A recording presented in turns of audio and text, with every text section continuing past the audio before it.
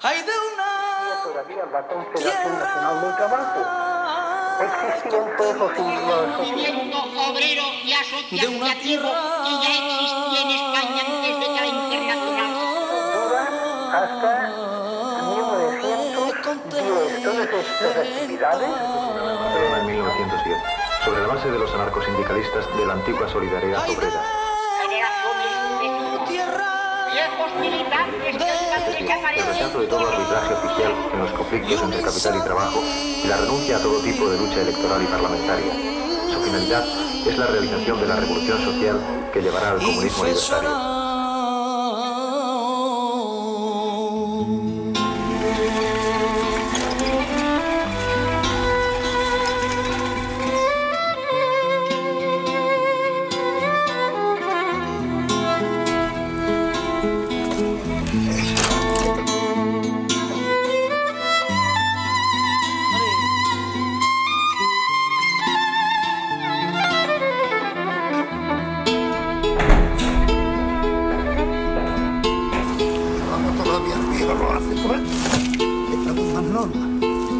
¿Quién salvará a este chiquillo?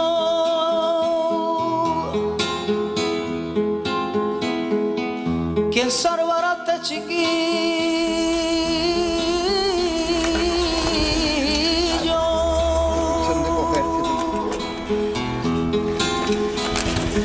Menor que un grano de avena. ¿De dónde saldrá el martillo? Ay, verdugo.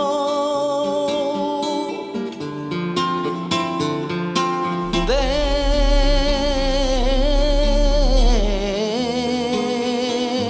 esta cadena.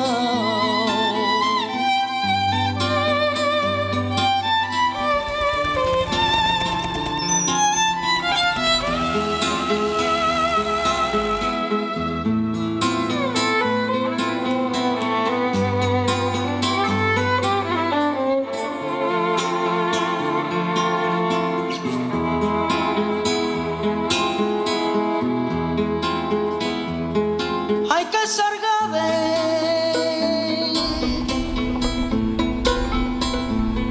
del corazón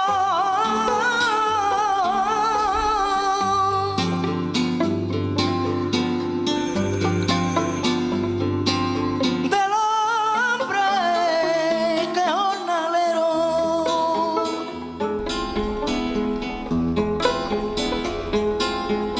que antes de ser hombre soy, que antes de ser hombre soy, que antes de ser hombre soy, y han sido niños.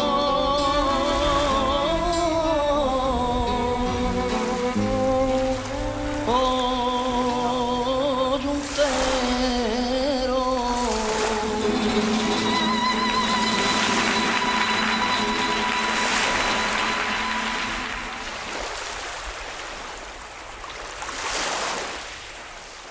Yo un día le pregunté a mi padre, papá, ¿qué es el cielo?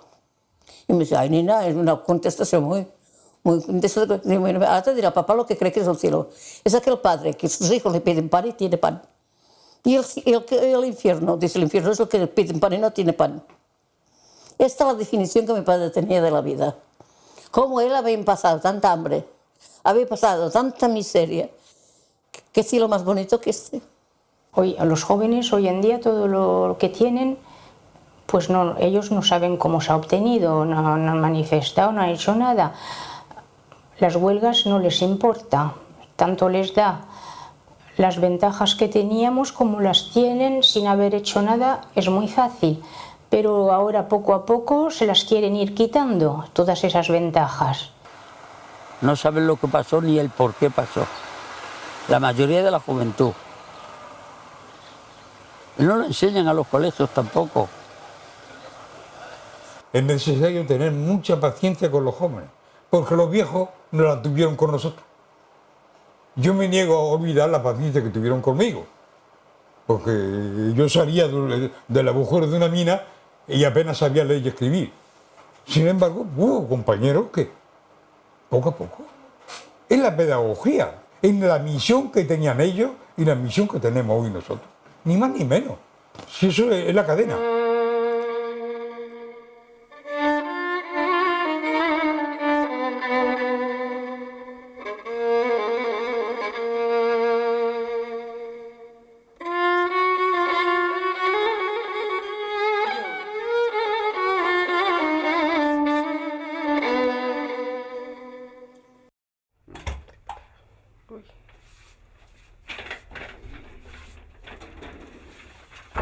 La CNT nació en 1910.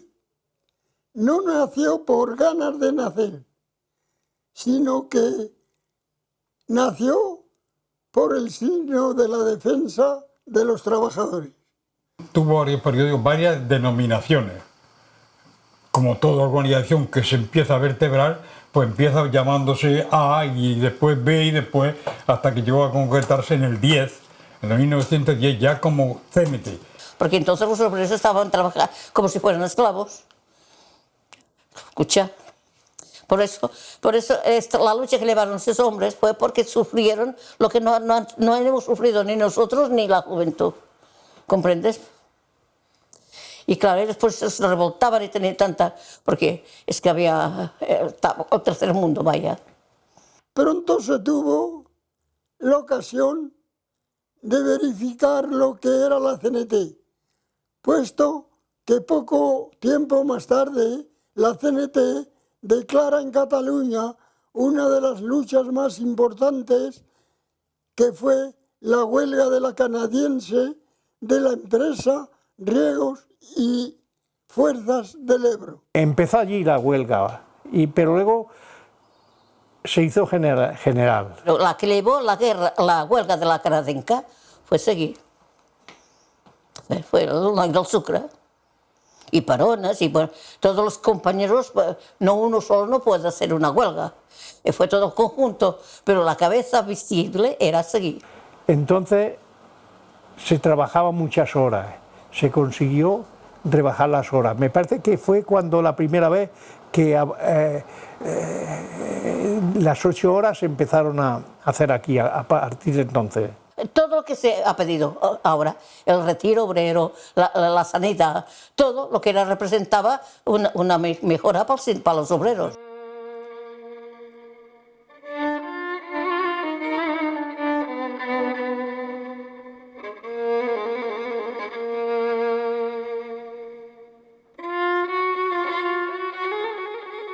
En el periodo ese de la dictadura de Primo de Rivera, la organización tuvo que hacer un esfuerzo terrible, sacrificó muchos hombres. Y nomás eran a los anarquistas, a los anarcosindicalistas que atacaban, que mataron a muchos. Que teníamos muchas veces que responder porque nos encontramos obligados a responder, porque a nosotros se nos ha acusado siempre de gente violenta, de gente tal. ¿A causa de qué? Nosotros no hacíamos nada que defendernos. Eran grupos de defensa porque la patronal con el sindicato que eran libres, que eran pistoleros, iban liquidando a todos los esos. Fue lo que liquidaron más tarde a Salvador Seguí, en el Sucre, y todo lo los líderes que... Y en una empresa había uno que de esto, el patrono, denunciaba al sindicato, daba el nombre y cuando salía de la fábrica lo liquidaban. Con Primo Rivera, la CNT estaba en la clandestinidad, estaba que no podía hacer nada. Había perdido afiliación y todo, ¿entiendes? Que es ahí donde la UGT toma un poco de auge, ¿sabes? La UGT no se puede decir que colaboró a fondo, los trabajadores no colaboraron a fondo con la dictadura de Primo de Rivera, pero los propios dirigentes de la UGT sí. Antes de España no existían más que UGT y CNT. Sabemos lo que es la UGT. No era en aquellos momentos la UGT que es hoy. Tenía un poquitín de más valor, pero era una organización arrimada al Partido Socialista y obediente a las necesidades políticas del Partido Socialista. Y con la caída de Primo Rivera, la liberación de la CNT y empezar a resurgir de la CNT. Y entonces es cuando yo empecé también en la CNT con 13 años. Ahí tenéis que haceros vosotros la pregunta, vosotros. ¿Por qué la organización tenía tantísima simpatía en España? ¿Por qué había tantos trabajadores que se pasaban de sindicatos enteros de la UGT a la CNT? Era un problema de psicología, era un problema psicológico si se quiere, pero era un problema de orden social. Estaba ahí la conducta de una organización y la conducta de otra. Los trabajadores que habían en España tenían confianza en la CNT porque sabían que donde la CNT estaba, la patronal no hacía lo que hacía cuando era la UGT. En toda España la llegada del nuevo régimen es acogida con grandes muestras de entusiasmo.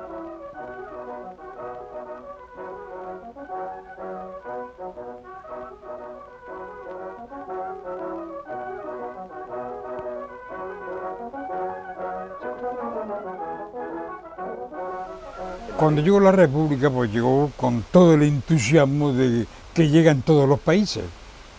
Que el entusiasmo es una cosa y las realidades sociales son otras. La República tuvo que contar, como siempre había contado España, con dos problemas graves. Primero, el de una iglesia que se negaba a todo concepto de dignidad humana o de libertad. Y segundo, con la situación económica. Éramos 24 millones de habitantes, que la industria española, aparte de Cataluña, era sumamente reducida y que la agricultura estaba en muy malas condiciones. La CNT tal vez fue una de las instituciones que más fe puso, aunque también fue la más decepcionada todavía, a medida que pasaron los meses y que vio que aquellos gobiernos de la República eran muy parsimoniosos en la cuestión religiosa, en la cuestión de la reforma agraria, en las reformas miles que había que hacer en España. No se llegó nunca a cabo con la reforma agraria, que era la aspiración de la agricultura. Los obreros tampoco. En las capitales se notó mejor esa llegada de la República porque ya se empezó a trabajar las 8 horas y todas estas cosas, pero en estos pueblos no. Bueno, pues aquello era 10 horas. 10 horas sin parar. Y ganábamos 10 reales, 2 pesetas y media de jornal. Bueno, pues yo, claro, cuando las cobraba salía disparado a llevárselas a mi madre porque aquello... Allí conocí la primera huelga. Era un pueblo conflictivo en ese sentido. Éramos conflictivos defendiendo lo nuestro. No es que queríamos que nos dieran el cielo, defendíamos lo nuestro. Por la mañana entrábamos a las 8 y en cuanto le dijeron al tío que o el mismo sueldo y las 8 horas o huelga. No tardarían, un cuarto de hora no tardaron. Tenía la fábrica 2 entradas. Ya como si hubieran venido los caballos de las películas Star del Oeste, el mismo ruido hacían. Se presentaron allí un sargento de la Guardia Civil y 6 u 8 números. Y allí con los fusiles, ¡a la pared, a la pared! Si había solución, todos a trabajar. No había solución, la huelga general, todos parados. Y de ahí empezaba el jaleo. La Guardia Civil por la calle y la policía por la calle, todo. Pues, bueno. Uno por uno, a pasar por delante, por el despacho y a decirle al Guardia Civil si querían trabajar o no querían trabajar. El dueño y el Guardia Civil allí, en el despacho. Ninguno, ni los chiquillos ni mayores, todos a la huelga. Entonces, esta calle tan grande como es, toda esta calle era una familia. Lo que a mí me pasaba aquí, lo sabían al final de la calle. Y los que estaban de acuerdo, pues eran compañeros para defender lo que yo pedía. Y empecé a hacer propaganda entre las obreras de la aerografía, porque hacían calendarios. Y las que daban los colores, las daban con anilinas. Y estaban todas medio tuberculosas, porque les daban un vasito de leche a media mañana y uno a la noche, por toda la anilina que tragaban. Entonces yo pues hice propaganda para que se apuntaran a la CNT, para que al menos les dieran algo para ponerse. Eran unos explotadores de miedo. Y sobre todo existían los talleres pequeños en donde el dueño, digamos, el que llevaba ese taller, tenían solamente una gran sala y como respiración la puerta de entrada. No tenían ni duchas, ni ventanas, nada. Pero se enteró el encargado y me hacía la vida imposible. Yo había de trabajar más y mejor que todas las otras, para que no tuvieran un agarro para echarme. Y como era toda la familia, todo tenía apoyo. Cuando se llegaba a una huelga, todos sabían por qué era la huelga y a qué se iba la huelga. Y aunque no eran del ramo, se presentaban incluso a la manifestación. Aquello era compañerismo.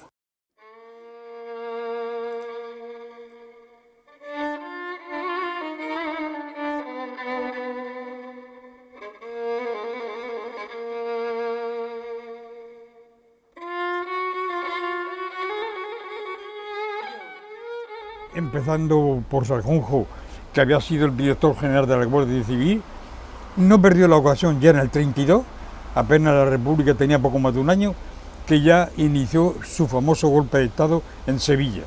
Fracasó, fue detenido, metido en la cárcel, pero que la cárcel pues, encontró los medios para evacuar. Se marchó, se escapó de la cárcel. Estaba tan bien vigilado que se escapó. Durante ese tiempo Sanjurjo se va a Portugal y salva la vida en Portugal, y es ahí donde se fomenta todos los movimientos contra la República. La patronal había hecho primero la evacuación de capitales y segundo hacía el boicot a los trabajadores para oponerlos, para enfrentarlos a la República. Yo creo que ahí está el fracaso de la República, que tenía a los otros que le estaban jodiendo y se estaban preparando para levantar, y en vez de darle leña a eso, daba leña a los obreros porque pedían lo que les había prometido. Así que aquí los trabajadores aspiraban a otra cosa. Y si, por ejemplo, en el año 1933 los movimientos revolucionarios que se desarrollan en Casas Viejas, por ejemplo, en Terrassa, en Barcelona, aquellos movimientos anarquistas que decían, y Alcalá de Gurrea, aquí cerca de Huesca, estos movimientos revolucionarios están reprimidos por la fuerza. Ahí tenemos el ejemplo de Asturias. La insurrección del 34 de Asturias fue motivada por la presencia de la derecha en España. Es una mentira que la República durara desde el 33 a las elecciones del 36 no existió la República. No es verdad. Existía el nombre de la República, pero la República no existía. El gobierno de la República manda a Franco con la legión extranjera a sofocar el movimiento de Asturias. Y hubo muertos en Asturias. De ahí fue que la CNT votase en el 36, vamos, no es que votase oficialmente, pero que no se hizo oposición, porque teníamos 30.000 compañeros, entre compañeros nuestros y socialistas, que estaban en las cárceles de España, dado a la insurrección de Asturias. Que por eso ganó la izquierda, porque se votó, pero no votó la CNT. O sea, la CNT no llegó a votar, votabas tú particularmente.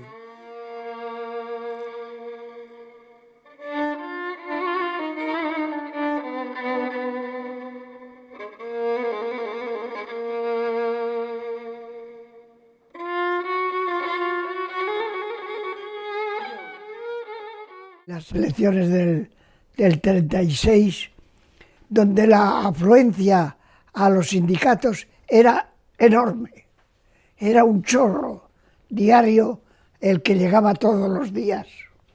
Y muchos que venían sin saber por qué, se hacían buenos militantes, porque se daban lecciones, había escuelas, había ateneos, donde los jóvenes se reunían y daban conferencias, hablaban de cultura. Se trataba de muchas cosas, del cambio de sociedad. Además había uno que leía uno que leía, por ejemplo, y se formaba una discusión de lo que se había leído, a cada cual pensaba como pensaba, cómo se podría organizar, es decir, que lo que se leía se discutía. Que no nos conformábamos con cualquier cosa, queríamos conocer las ideas a fondo, y el por qué las teníamos y demás. Yo escuchaba, no sabía leer, pero entendía algo ya, y me dice mi padre, me dice Andrés, porque yo le hablaba ya del comunismo libertario, yo le hablaba ya, dice, Andrés, ¿estás durmiendo? Dice, no, estoy despierto. Dice, hábleme del comunismo libertario. Dice, bueno, papá, escúchame usted, porque nosotros le decíamos de usted, a mí me dicen mis hijos de tú. Bueno, quedaba mi padre así, con los ojos abiertos, así pendiente de mí, y decía, mira papá, mira usted papá, el comunismo libertario es una sociedad de hombres, compuesta de hombres productores, que trabajan cada uno lo que le dan su fuerza de sí, y consumen también todo para cubrir sus necesidades. Eso es el comunismo libertario.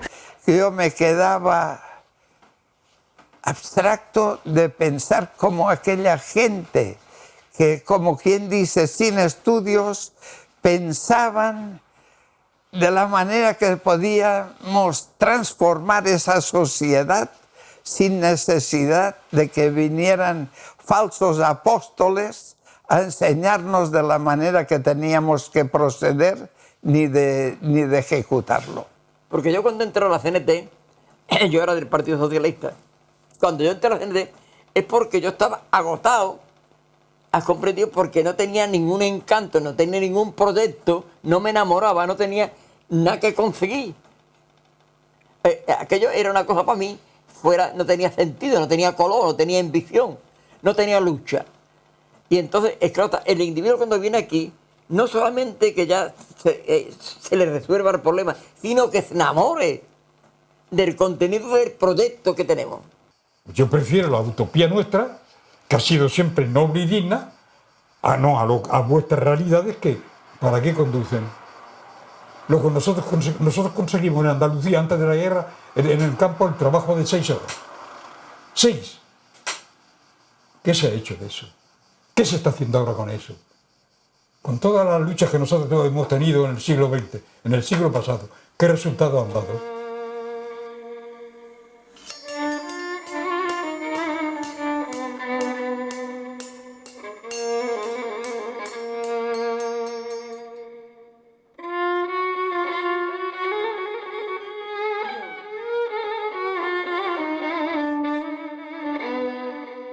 Ese día estaba yo en el cine y cuando llegué a mi casa encuentro la puerta cerrada y donde estaba la llave no estaba la llave. A las 10 de la noche en mi casa no hay nadie, ¿eso cómo es? Y me voy a la fábrica de al lado, llamo a la puerta, oye, ¿está mi padre? Sí, sí, pasa, que están aquí. Paso. Y antes de entrar dentro, Queipo de Llano volando por las alas. Supimos que en África el ejército se rebeló contra la República. Los generales que habían jurado la lealtad a la República y a la bandera se sublevaron. Estamos en guerra, los rojos se han sublevado contra nosotros. Hay que liquidarlos. Años antes había habido ya bastantes golpes así, sean de los obreros, sean de la rebelión de Sanjurjo, y así es que no se sabía lo que pasaría. Pero se veía palpable, yo creo que hasta los chavales pequeños lo sabían ya que se iban a levantar los militares, que iba a haber alguna cosa en España. Apoyada enseguida por la Italia, que transportó ya desde el Marroc fuerzas a España, y eso tomó una proporción que vosotros conocéis. Para organizar un movimiento de esta clase se necesita tiempo, hay que tener mucho dinero, y ese dinero venía de Alemania y sobre todo de Italia. Sí, ya sabíamos en el sindicato, ya sabíamos, y los hombres se quedaban a dormir incluso. A mí me enseñaron a tirar con las armas, me enseñaron. Nosotros, como lo esperábamos, pues estábamos preparados, porque decíamos por lo menos que nos dé tiempo a defendernos.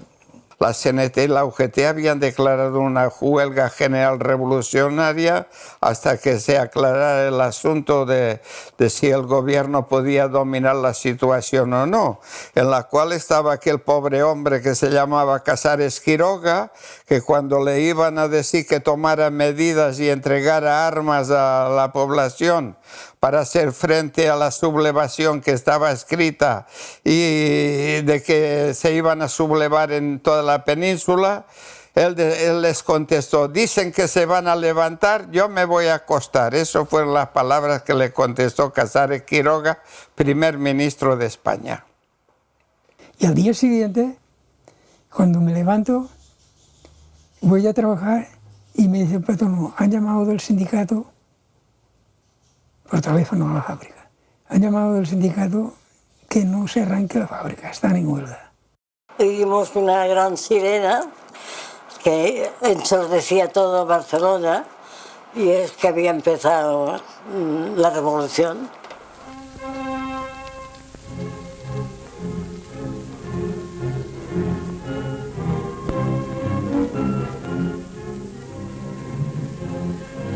Las sirenas de los barcos y de la fábrica el día 19, a pesar que es el domingo, que no se trabajaba, los obreros que estaban eso fue anuncio de los sindicatos para la huelga. Pues de la huelga general se pasó a lo que se tenía que pasar, al acto ya que correspondía al 19 de julio, a las cosas de preparación de guerra, la preparación de todo, la movilización de los compañeros, todo. Había un desorden muy grande, porque de ministros y de secretarios de ministros no había ninguno en la calle para defender la República. Eran los confederales en Cataluña, lo menos, y en muchas partes de España. Los confederales y los socialistas de la UGT, y algún comunista también, los que eran comunistas. Pero vaya, yo hablo de la región donde yo vivía. La gente salía sin nada en las manos. Estaban desesperados los hombres de aquella vida que llevaban. Entonces comprendieron enseguida que allí se jugaba todo. En muchos sitios que no se levantó nadie, fusilaban a mansalva. O sea que estábamos viendo que era ya, pues eso, la eliminación de los sindicatos. Además, Franco lo dijo: mataré la mitad de España para salvar la otra mitad. Pues mi padre y mi tío, ellos eran más adictos a la preparación anarquista, de preparar un movimiento más preparado. Le vieron a esto un juego político y no quisieron intervenir, no quisieron coger escopeta, ni cogieron nada, ni fueron al ayuntamiento para nada. Y se entregaron ellos por sus pies a ver la pregunta, que le iban a hacer una pregunta. Pero de esa pregunta pasan a la cárcel, y de la cárcel aquí al castillo. Y el castillo 3 meses, y después la carretera, fusilado. Y que un compañero me hizo saber lo que estaban haciendo en Ceuta, Sevilla y Melilla, la carnicería que se había iniciado. No creían que Franco, el dictador que dio golpeta, iba a emplear las mismas normas que Hitler, de matar a la gente. Porque el problema era acabar con nosotros. Y mucho más con los individuos que estaban inquietos, con los que querían una revolución. ¿De qué se podía acusar los pueblos? ¿De qué se podía acusar? No importa qué pueblo. Sí, que podíamos pertenecer a la UGT, a la CNT, pero es que eso era suficiente para matar a un ser humano. Comenzó mi grito, 1936, 9 de agosto. Hoy cumplo 18 años, empiezo otra vida. Cae de bruces en la ardiente tierra. Empecé a ser despojado de la inocencia. Me iré hacia el cielo y me cegó su niebla. Me levanté jadeante en la tiniebla y sobre el mundo comenzó mi grito. Esto fue cuando empezó la guerra. Hay que ir al frente a parar a los fascistas, ¿no? Entonces, pues no, nos convertimos nosotros mismos en grupo que no sabíamos si... Luego vino los nombres de milicia, esto vino después. Pero de momento era un grupo que se iba voluntario. Nosotros íbamos a hacer la guerra y la revolución, como se hizo en Cataluña y se hizo en todas partes que nosotros pudimos. La guerra y la revolución. La guerra porque no había más remedio, pero sin revolución no había guerra. Para mí la guerra era una cosa mía, era mi revolución, ¿comprende? Pero yo no tengo vocación de matar ni de tirar. No, eso yo no he nacido para eso. Había que dar la cara en una guerra, y la que dio la cara en la zona republicana fue la CNT.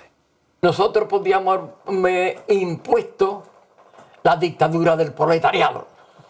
La CNT, aquí no había nadie. Todos los mandos habían desaparecido, se habían ido, habían abandonado, ¿y qué hacían? Y fueron los obreros los que se echaron para adelante. Y entonces la organización nuestra, el problema que se encontró era una revolución tan grande donde no teníamos la militancia preparada, donde no estábamos preparados, o sea, que nos cogieron la vez. Todos los anarquistas, por ejemplo, para hablar más sinceramente, no se encontraban en la zona de la República, en la zona libertaria, ¿no? Se encontraban también en la zona de Franco, y todos los que no fueron fusilados los mandaron obligatoriamente al frente. Franco los movilizó a esa gente. Entonces, sí que había una lucha contra hermanos, pero realmente la guerra civil española no fue una lucha contra hermanos, fue una lucha de trabajadores contra el capital. Ese es el fondo.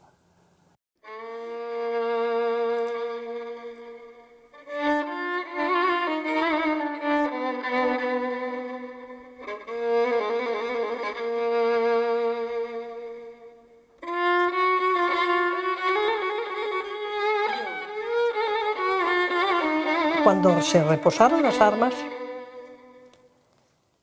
no sé por qué nos enteramos de que la patronal de carpinteros de la calle Diputación estaba abandonada. La habían abandonado los patronos. Supongo que harían igual otros patronos. Pero entre los patronos que se habían marchado, estaba la empresa abandonada. Otros que no tenían fondos no aparecieron, otros que estaban ocultos, las empresas no se pusieron en marcha, pero aquí había que ponerlas en marcha. Entonces intentaron ponerlas en marcha, pero unas fábricas no tenían fondos, otras no tenían materias primas, otras no tenían patrono. Pues aquí hay que incautarse todo, y eso es la incautación. Fue cuando nos llamaron a incautarse, todos los delegados a incautarse de las empresas.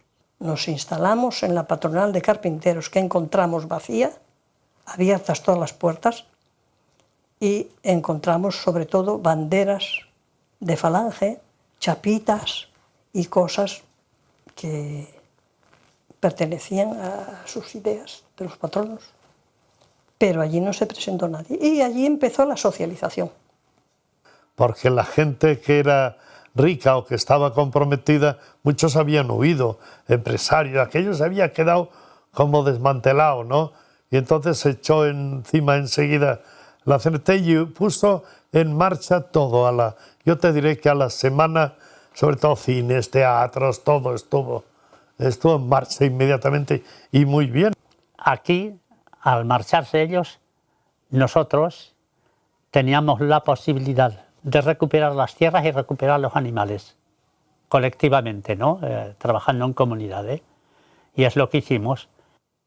Y a partir de ahí, pues una vez que todo se puso ya en... Lo primero que hicieron es organizar una colectividad. La incautación es una empresa, pero la colectividad es de todas las empresas. Entonces el textil tenía una colectividad, la metalurgia, la colectividad, papeleras, la colectividad, el campo, la colectividad. Porque toda nuestra guerra pues se fueron funcionando, tenían los ferrocarriles, las industrias hicieron para la guerra y todo, y no hizo falta los patronos, porque los patrones fueron. Pero tengo que deciros que entonces había gente preparada para hacer la revolución. Como estaba preparada para hacer la revolución, la incautación fue pan comido.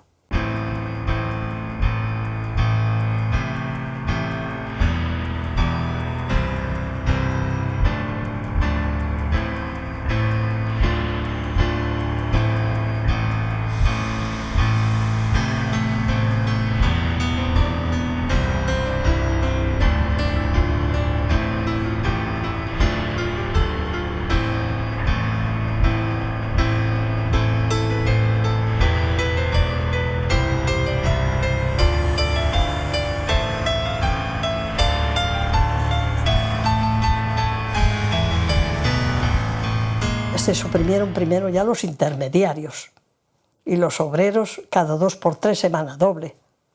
No había la explotación del patrono. Es que mandas tú.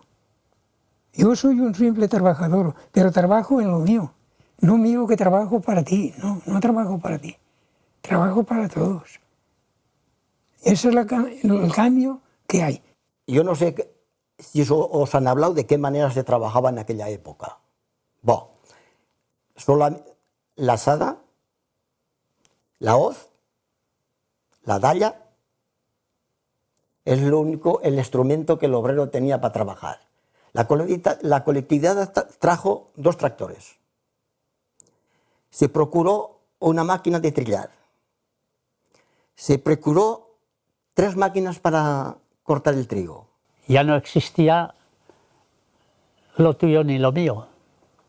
Ya íbamos todos a trabajar para todos.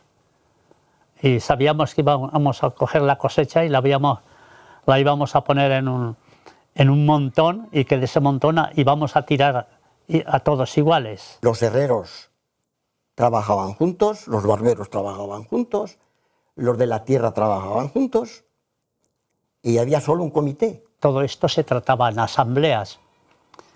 Cuando llegaba, por ejemplo, el delegado de grupo, que se cansaban mucho, pues ya no, ya voy a nombrar a otro, porque ya me canso yo de ser delegado de...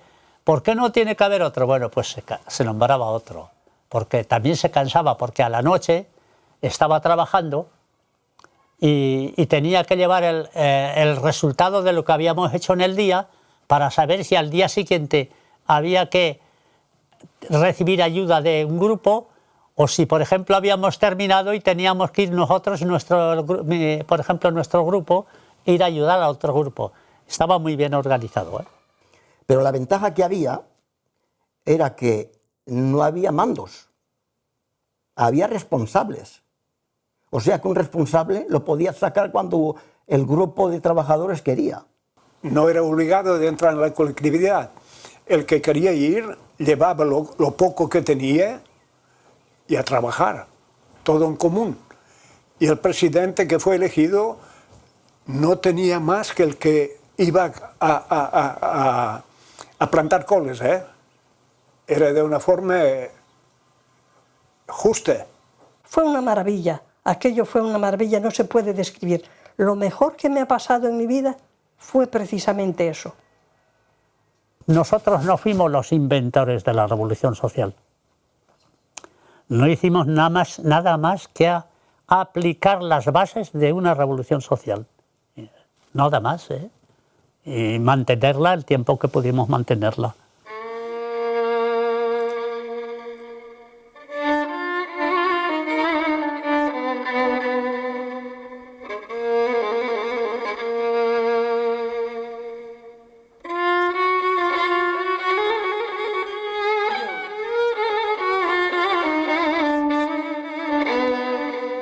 Nosotros no teníamos nada. Nosotros tuvimos que hacerlo todo, el ejército tuvo que hacerse desde el primer momento. No hubo que hacer la instrucción ni dar pasos a derecha ni izquierda, más que salieron los hombres a defender el fascismo y lo hicieron de maravilla. Y luego se empezó a hablar de militarismo, de militarizar las fuerzas. Y como sabéis, los libertarios son contra los militares y contra la disciplina, y hubo muchas discusiones. Pero a la fin se tuvo que comprender que se tenía que organizar un ejército. Y esa era la teoría de los comunistas. El Partido Comunista lanzó la consigna, porque le interesaba a ellos políticamente, de que primero ganar la guerra y después hacer la revolución, como si eso hubiese sido posible. De milicianos a pasar al traje caqui de militares. Y haber mandos militares, claro. Entonces ya se formaron como un ejército. Cuando la militarización fue aquí el fracaso más grande que hubo en España. Porque nosotros avanzábamos paso a paso, y los fascistas corrían hacia Zaragoza. A 20 kilómetros de Zaragoza, que yo hablo por la parte que yo subía, a 20 kilómetros de Zaragoza, decir, pararos aquí, y aquí nos paremos. Y ahora te cala acatar la militarización contra nuestro corazón de cenetistas. A uno los nombraban capitán, al otro lo nombraban comandante, al otro le nombraban... A mí no me nombraron capitán, y yo les dije, no, yo no soy capitán, yo soy un revolucionario. Toda esta gente que de la noche a la mañana, del mundo del trabajo, se convirtieron por el hecho de estar en la zona republicana y de tener un uniforme y el carnet de la CNT en capitán y en comandante y en esto lo vamos a pagar, lo estamos pagando, porque es la confusión. Dejamos de ser, abandonamos los principios eminentemente del trabajo, ¿has comprendido? Y en la revolución, trastornamos la revolución. Si nosotros, en vez de apoyar, hacer unidades militares, hubiésemos hecho lo que estábamos acostumbrados, hacer grupos de dispersión por las montañas y por los pueblos, ¿has comprendido? De sabotaje, esta gente no nos gana la guerra, ¿has comprendido? Ni nos mata tanta gente. El gobierno republicano trata de hacer la militarización, para llamar las quintas militarizadas y formar un ejército popular. Hacer un ejército popular. En vez de unas milicias, entonces militariza a todos, a todas las milicias, columnas, lo que se llamaba columnas se llamarían brigadas y divisiones. Y eso es lo que se hizo. Es entonces que la cuestión de las brigadas internacionales nacen. Pero hasta entonces todos los voluntarios internacionales no eran brigadistas, eran voluntarios. En mi misma centuria, pues había había hasta un inglés de Gibraltar, de alto como aquel en rubio, y tenía una bota de goma para la sierra. Y aquel pobrecito mío, pues resultaba que tenía las cartucheras y nos pegaba un tiro. Claro está, que yo, ¿cómo es posible? Estoy en la Puerta del Viento, ahí en Ronda. Que yo, y el pobrecito mío, como le iba a pegar un tiro, menos pesco que se ponía, escondido así. Y pegaba tiro para arriba. La madre que lo parió, no había pegado un tiro nunca, era un contribuyente a la revolución, pero que no era pistolero ni... Llegaban aquí sin armas, sin vestir, sin dinero, porque eran trabajadores, eran la mayoría de estos que recibíamos en la parte de la República, la mayoría fueron alemanes e italianos,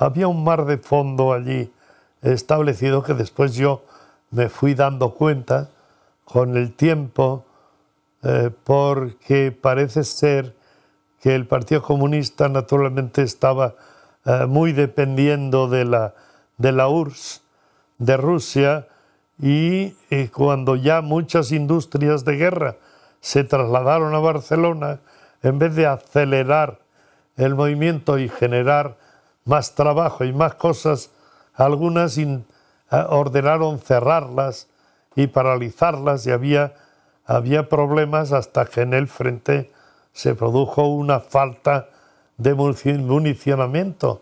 No podían disparar porque no tenían municiones. Como no habíamos impuesto la dictadura, pues ahí estaban la contrarrevolución, porque no había comunistas, sino era que toda la burguesía se estaba haciendo comunista. Y entonces pues nos estaban eliminando. Y vino el enfrentamiento de Barcelona por Telefónica, ¿comprende? Tuvo que venir el choque, porque nos íbamos minimizando. Recibieron órdenes de Moscú de eliminarnos a los anarquistas y a los del PUN, que eran una minoría. Con ellos se atrevían más porque eran pocos. Con nosotros andaban con más cuidado. Los famosos sucesos de mayo, en los cuales los comunistas se dedicaron a cazar a anarquistas y republicanos y todo lo que fuera. Pero fue el año siguiente, mayo del 37. Los comunistas quieren apoderarse de la telefónica, bueno, que habían pasado varias cosas y que no había más remedio que contestar y íbamos a armar otra guerra dentro de la guerra, ¿no? Porque no había más remedio que contestarles. La 26, que era la división de Urruti, como la nuestra, que eran las dos confederales que había, estábamos dispuestos a bajar a Barcelona a atacar a los comunistas. Pero se fueron atenuando un poco las cosas y tal vez en este caso tengo que admitir que los comunistas tal vez, no voy a decir que aflojaron, pero tal vez tuvieron el ardito, el presentimiento de que se podían agravar las cosas y tal vez aflojaron un poco. Cuando hizo los hechos de mayo, ya se puede decir que se terminó la guerra. Porque allí ya había el predominio de los comunistas. Y así prosiguió todo, así prosiguió todo. Las cooperativas de Aragón, ¿quién las destruyó? Si el Consejo de Aragón no lo destruye nadie más que el Lister y los comunistas, esos que decían que eran comunistas. Ellos quitaron a Durruti de allí y entraron ellos. No fueron para defender a Aragón, fueron para destruir las cooperativas y todo lo que a ellos no les convenía. Pues pasó lo que tenía que pasar, que nos llegó un día o una noche el batallón Komsomol de la división Lister y en la noche ocuparon el pueblo y deshicieron la colectividad en completo y a los responsables los metieron en la cárcel. Eso los comunistas. Y hay un follón bastante grande porque a los que pusieron en la cárcel, a los 2 o 3 días, según se dijo, pues habían desaparecido. Vino Lister como si ocupara un lugar a las armas, igual. Solamente que no hubo tiros porque no hubo resistencia. Los compañeros que estaban en el frente, algunos dijeron de ir y presentar, pero si los dejemos al frente los fascistas van a entrar. Y no se podían dejar allí. Hicieron detenciones. Las colectividades se destruyeron todas.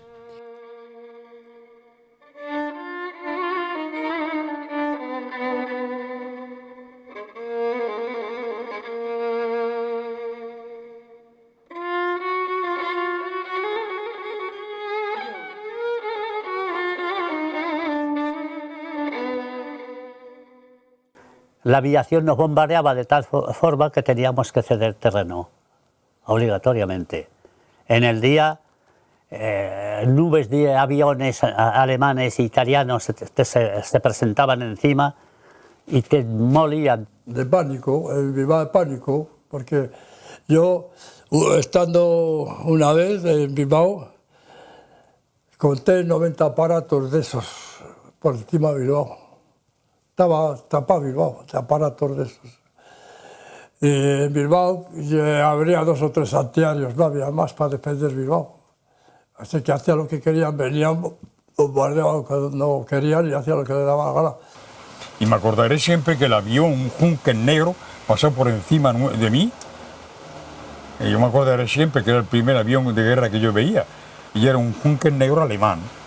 Los alemanes pusieron inmediatamente la aviación. O sea, pues eso lo sabemos todo, por la aviación y divisiones alemanas. Los barcos y los aviones de los alemanes estuvieron bombardeándonos desde Málaga hasta Almería. pero es que en Almería sufrió un bombardeo del Doukland, un barco alemán, y teníamos un compañero que era del cuerpo diplomático y publicó y que requirió, que quería que el gobierno español le declarara la guerra a Alemania. Entonces aquí se encuentra Franco con 15.000 alemanes, 100.000 italianos, más de 120.000 moros armados, los portugueses, más luego entre 2.000 o 3.000 voluntarios particulares fascistas que venían de los otros países, falanges y de otros países, de Bélgica, hubo gente de Bélgica, hubo gente de Francia que fueron voluntarios, hubo gente de Inglaterra. Y eso lo sabía Londres, lo sabía París, lo sabía Washington, lo sabía todo el mundo. Pero se creó la famosa no intervención, que fue una forma canallesca de cubrir la cobardía que tuvo Londres. En Europa, lo que no era la URSS eran las dictaduras fascistas, y lo que no eran las dictaduras burguesas, porque hay que darse cuenta lo que era Inglaterra a aquella fecha, la mentalidad, lo que era Francia, lo que era Alemania, lo que era todo. O sea que el problema que tuvieron los compañeros de talla, los de talla, era que un problema enorme, enorme que se le había ponido encima. Sea que los países extranjeros, por muy demócratas que fueran, tenían más miedo a nuestro movimiento que no al movimiento de los fascistas. Y es de aquí que ninguno nos ha ido. La democracia estaban con Franco más que con nosotros, porque en España había una corriente libertaria que le temía todo el capitalismo mundial, porque la práctica de las colectividades, de las comunas, en la zona republicana, le hacían temblar al capitalismo mundial. Así que la guerra no se hizo contra los republicanistas ni contra los socialistas, no, se hizo contra las ideas que encarnan la CNT. ¿Qué es lo que representa un país dividido en dos? ¿Qué es lo que representábamos nosotros, que éramos 11 o 12 millones de habitantes, para luchar contra otros? Luchar contra Portugal, contra Italia, contra Alemania, contra toda la reacción mundial.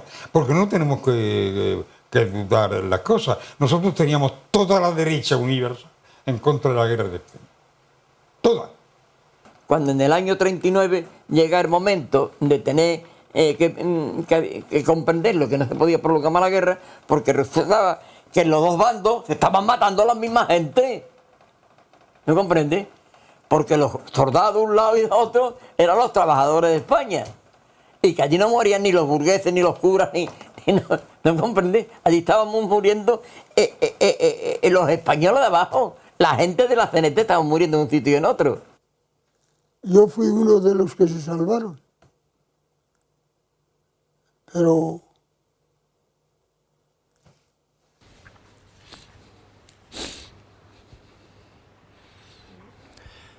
compañeros, adelante,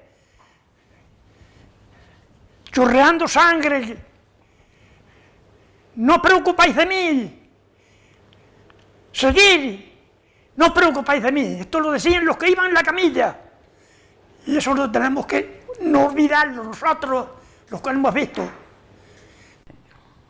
No pensábamos que íbamos a tener que salir. Mi mamá siempre decía, si no pasarán, aunque los veamos, que no pasarán. Y mira. Al llegar a las carreteras, ya cerca de la frontera, era horrible porque nos bombardeaban. Y no seguían los falangistas, los moros, los italianos y los alemanes. Las carreteras quedaron sembradas de cadáveres. Y al llegar a Francia, pues ya se sabe, eso es otro capítulo. Nos metieron en playas sin un trapo con que taparnos. Esa fue la salida de Barcelona, la salida de España. Muy triste todo. Eso de la no intervención nos fastidió. Estos que nos sabotearon como pudieron.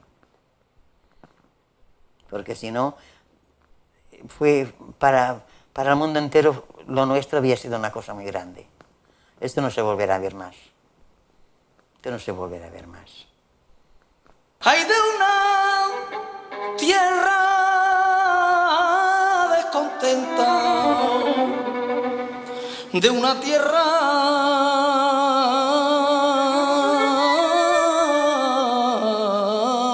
descontenta.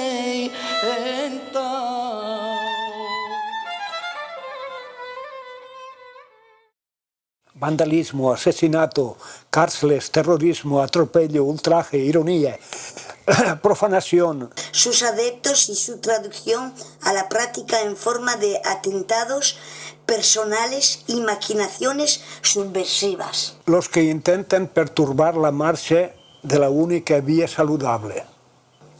Para mí no era el anarquismo que me presentaba mi padre. Yo aquí lo veo como gente rebelde, que hacen daño. De la manera que lo leo es así que lo siento en mi corazón. Porque muchos se creen que el anarquismo son tirar bombas, matar y criminales. Y yo digo, eso no es verdad. El anarquismo no es eso. La anarquía es la más alta expresión del orden. Eso se da de narices con los diccionarios y todo, es que está como si la anarquía fuese una destrucción. La anarquía es ahora que vive anarquía con lo que hacen hoy, es la anarquía que dicen ellos. Que la nuestra es pura. Y anarquía es orden, protección, solidaridad, apoyo mutuo, justicia, libertad. Ojo con ella. Anárquico es el pensamiento y hacia la anarquía va la historia. Ultraísmo, tolerancia, consideración, análisis, libre pensamiento, comprensión, humanismo, igualdad, razonamiento, lógica, ética, paz. Fijaros qué frase más preciosa tiene el anarquismo, que ninguna otra teoría lo ha dicho. Fijaros qué frase. Mi patria es el mundo, mi familia la humanidad. Bueno, escucha, esto es ver a todo el mundo, compañeros. Trabajo sin presión, deberes, derechos, facilidad en todo, en todos. Uno para todos y todos para uno, amor.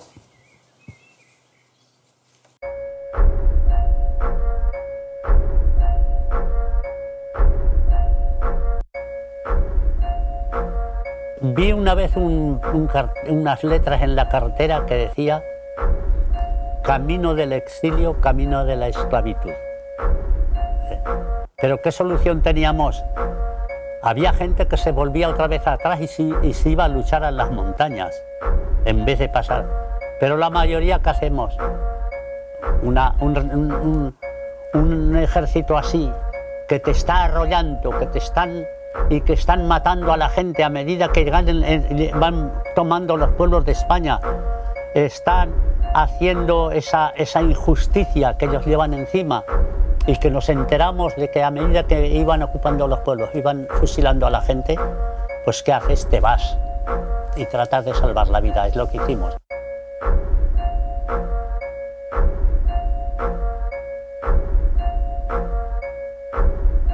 Un Estado totalitario armonizará en España el funcionamiento de todas las capacidades y energías del país, en el que dentro de la unidad nacional el trabajo, estimado como el más ineludible de los deberes, será el único exponente de la voluntad popular. Yo era una revolucionaria, al lado de todos los que había allí. Por eso mi hermano dice, si tú no te vienes, no cuentes con que te van a dejar tranquila. Lo mínimo que te van a hacer es que te van a meter en la cárcel y van a abusar de ti y después no sé si no te matarán. La obra de la compañía que iba yo era para retardar el avance de los fascistas. Que la gente civil pudiera marchar. Y ahí se amontonaba la gente, fíjate, toda la gente venía, toda la gente llegaba, unos con carros, otros con vehículos, otros a pie. Habían comprendido que quedarse aquí era la muerte, para mí y para la mayoría. Quien pudo se fue. Aquí, en Alicante, en el puerto, se acumularon miles. Esta foto para mí representa lo que ha representado para 3.000 seres humanos. Aquí en esta cáscara de nuez éramos 3.000 seres humanos. 3.000. Hay un sorteo para salir un grupo en un submarino, cuyo final es mentira. Al final se tuvieron que entregar porque si hubieran hecho una masacre allí, porque ya las armas que llevaban pocas armas, los únicos que venían del frente, las tiraron al puerto, la documentación la rompieron al puerto, todo eso. Aquello era un desastre. Allí hubo quien se montó en el cablera, luego se tiraban al agua, otro se pegaba tiros. Pensé a mi madre, pensé a mi abuelo, pensé a mi hermana, y yo me decía, ellos no saben que estoy vivo. Ya sabíamos que ir al exilio era cambiar totalmente nuestra vida, totalmente.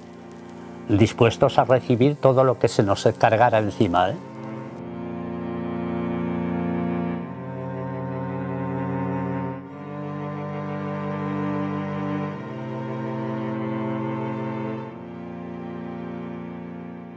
Y lleguemos aquí a la frontera y estaba cerrada. No dejaban pasar a nadie. Y estuvimos 3 días en la Junquera, en el mes de febrero, lloviendo día y noche. No sé cómo vivíamos incluso. Y nevó incluso. Un frío, hambre, frío, miseria, va. Claro, como el ejército franquista llegaba, entonces tuvieron que abrir la frontera también para los hombres, o sea, para los soldados. Y es cuando los llevaron todos a Argelés. Argelés y San Ciprián, porque cuando pasemos nosotros, la compañía, el campo de Argelés estaba lleno. Y entonces hicieron el campo de San Ciprián. Ni más barracas, ni más nada. Arena y... para cama la arena, para la luz las estrellas. Porque estábamos a 50, 60, 70 metros de la playa. Y era todo arena, y carbabas un poco, 1 metro la arena, encontrabas el agua. Lo único que había era que tiraban pan seco, como el que se tira a las gallinas, a la playa, a la arena, y el que quería coger ese pan seco para comer se lo comía, otros lo mojaban un poco con agua de mar para que estuviera más blando, y eso era lo único que había para comer. En las playas, sin un trapo con que taparnos, está los cementerios de por allí llenos de españolas y españoles, ancianos y niños sobre todo, porque no podían resistir el vivir día y noche en una playa, con frío, con lo que fuese. Y eso fue una mortandad en los campos esos. Y no se habla mucho de cómo nos recibieron los franceses a nosotros.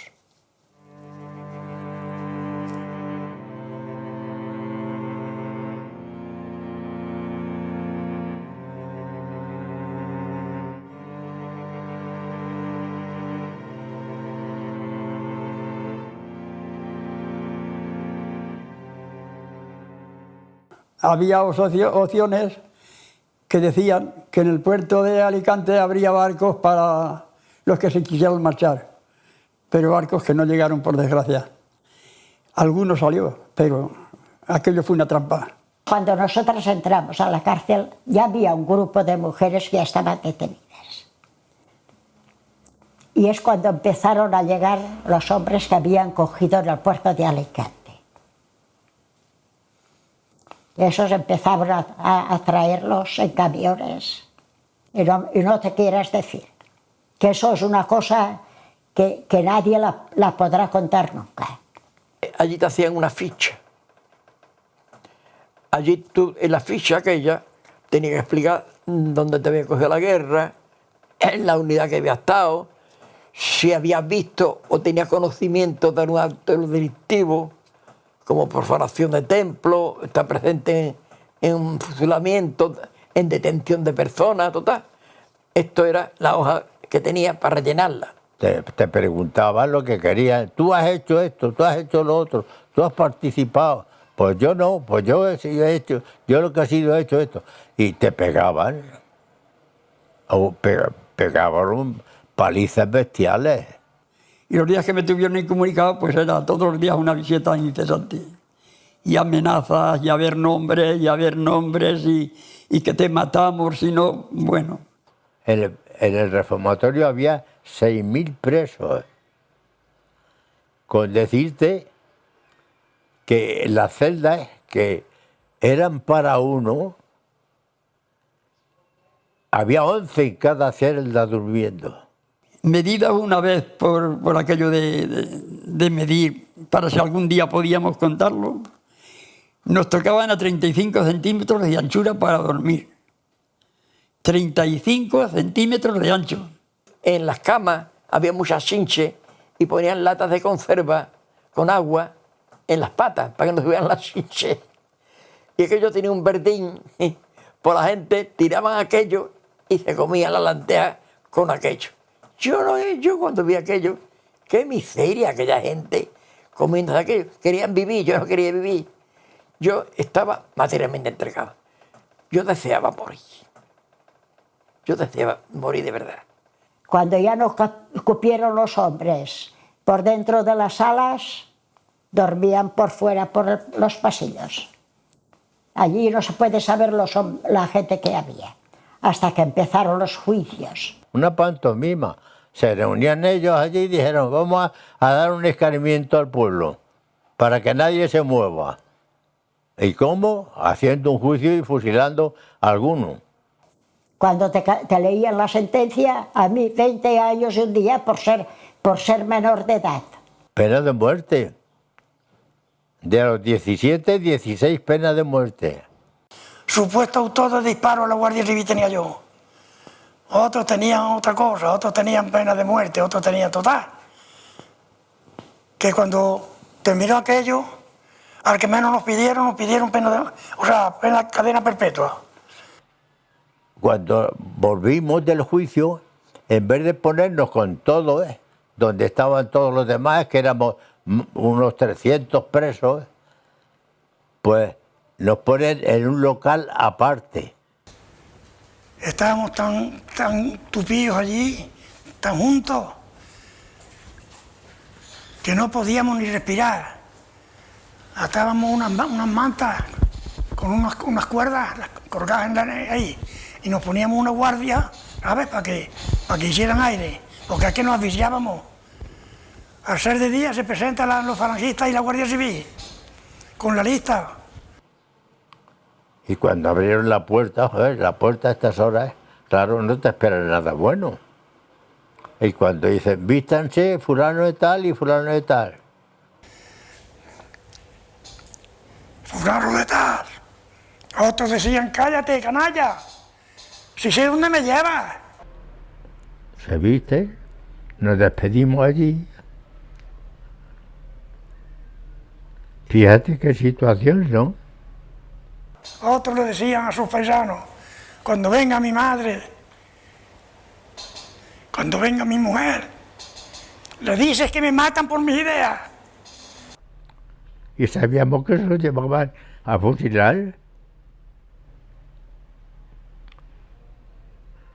Muchacho con 19 años o 20. No hay tiempo para hacer mención de los asesinatos que han cometido. La esencia de la juventud.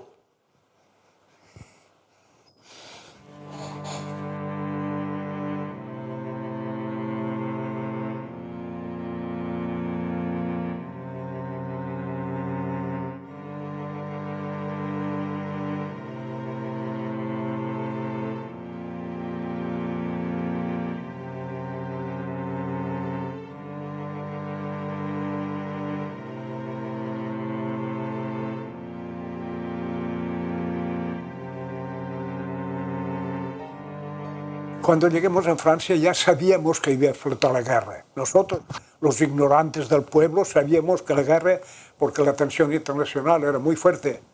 Alemania hacía lo que quería, las democracias por evitar la guerra les cedían todo lo que quería, y Italia se puso al lado de Alemania y eran los que cortaban el pollo entonces. Lo que querían los gobernantes franceses era que te alistaras o al ejército o a las compañías de trabajo. Y yo me alisté a las compañías de trabajo. Y al declararse la guerra, como que en Argelia no había industria y sobraba la mano de obra, a nosotros no nos encontraron otro empleo que mandarnos al desierto de Sahara para hacer el ferrocarril de 120 kilómetros que hay entre Buarfa y Colombechal, el famoso Colombechal, que se ha hablado siempre de lo que allí se hizo con nosotros. Gente para construir trincheras, para trabajar en el armamento, y esta gente en tiempos de guerra ya no tiene valor ninguno. Se nos moríamos de sed. La primera semana nos daban, daos cuenta bien de una cosa, 1 litro de agua para beber, limpiar el plato que te daban de aluminio y lavarte la cara. Dime a mí tú lo que representa, 1 litro de agua en el desierto, cogías la botella y la vaciabas. Yo salí en la 180 compañía, sé que tenía el número 3 en la tercera sección, pero no sabía si me iban a llevar a la frontera alemana, o si me iban a llevar a la frontera belga, o si me iban a dejar en Toulouse. No sabíamos la dirección, no nos decían a dónde. Y si te lo decían, igual te engañaban. Y el día que los alemanes ganaron la batalla de Francia, ¿qué hicieron los franceses? Nos agarraron como a 2.000 españoles que trabajábamos en la fábrica de aviación, un tren especial y para Argelés de nuevo. Eso el día, a la mañana siguiente del armisticio, de la entrega de Petén de Francia a Alemania. En Francia había más de 36 campos de concentración. Y en la retirada de Francia, esos campos de concentración se vuelven a abrir otra vez para recoger a los españoles, a los judíos, a todos los extranjeros, para meterlos en los campos de concentración. Y había zona ocupada y zona libre. No es verdad, estaba toda ocupada. Yo he vivido allí varias racias, a mí me han cogido en un campo de concentración donde estaban los alemanes que los llevaban a los campos de la muerte desde ese campo de cerca de Toulouse llamado Recibidú. Sí. Todos los días morían 6 o 10 de los judíos, ¿comprendes? De la miseria. Nosotros éramos ya jóvenes, estábamos acostumbrados, pero aquellos morían, casi todos los días morían 6, 10. Eran pobres niños, mujeres, viejos, ¿sabes? Éramos una nación víctima del nazismo, los españoles, los antifascistas españoles, que habíamos luchado en España, que sabíamos que nos habían bombardeado y que iban a seguir bombardeándonos. Éramos las víctimas, sabíamos nosotros que íbamos a ser de los primeros, ¿eh? Nosotros no. Yo dejarme coger prisionero para los alemanes, no, ¿eh? Los pueblos que oprimen cadenas, esta injusticia no puede seguir. Su existencia es un mundo de pena, antes que esclavos prefieren morir. Estos burgueses asas y egoístas que así desprecian a la humanidad serán barridos por los anarquistas al fuerte grito de libertad. Rojo perdón, no más sufrir, la explotación ha de sucumbir. Levántate, pueblo leal, al grito de revolución social. fuerte unión, no hay que pedir, solo la unión lo podrá exigir. Nuestro pavés no romperás, torpe burgués, atrás, atrás.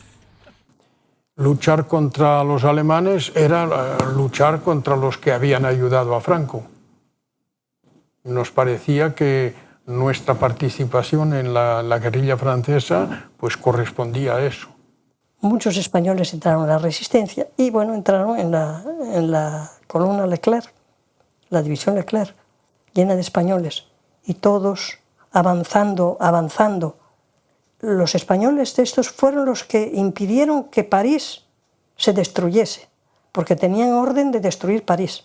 Los refugiados españoles eran gente experimentada en la lucha, había hecho la guerra civil y después llevaba toda la guerra mundial, era gente experimentada y Leclerc estaba orgulloso de aquel ejército. Y les prometió que una vez que terminara la guerra mundial, irían a liberar España. Lucharon mucho al lado de los aliados, iban avanzando y cuando llegaron a la frontera española se pararon. Nosotros creíamos que iban a entrar en España, pero no fue así. El general de Gaulle dijo que Nanay, le dijo que no, y le dijo que no era posible y que Franco tenía que estar, esto que era una garantía en contra del comunismo. Nos frenaron, porque todos pensábamos que una vez liberada Francia íbamos a liberar España.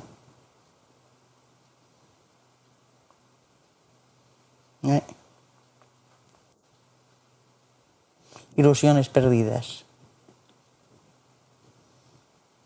Tuvimos que sufrir la decepción. Esperanza, todos esperábamos volver a España, al principio de estar a Francia. No pensábamos quedarnos aquí. Pero ya lo habéis visto, la situación internacional nos ha saboteado la República Española. Los ha hecho perder, los ha hecho desaparecer y eliminar. Después de la liberación he visto por todas las paredes de Toulouse, gracias hermanos españoles por todas partes.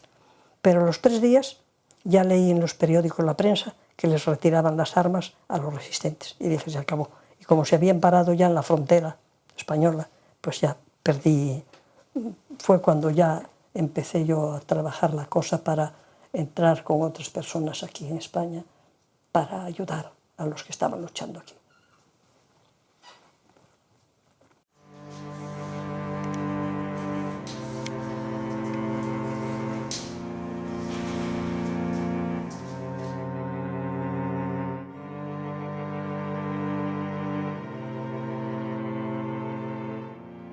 A partir de entonces es cuando se pone en función el Secretariado Intercontinental de la CNT de España en el exilio. Y se llama intercontinental por una sencilla razón. Hay exilados en Francia, hay exilados en Bélgica, hay exilados en Inglaterra, hay exilados por aquí, por Europa, alguno en Italia, alguno en Suiza, y hasta en Alemania. En ese momento era cuestión de mucha solidaridad hacia España, porque ya había gente que se introducía en España y para ayudar a reconstituir la CNT. Hay exilados en Australia, hay exilados en América Latina, por todos los países de América Latina, en el Canadá, y algunos en Estados Unidos. Organizamos fiestas, sean de baile, tómbolas, para recoger dinero para los presos que estaban en la cárcel en España y para los maquis, guerrilleros, que estaban combatiendo en el monte y en la ciudad.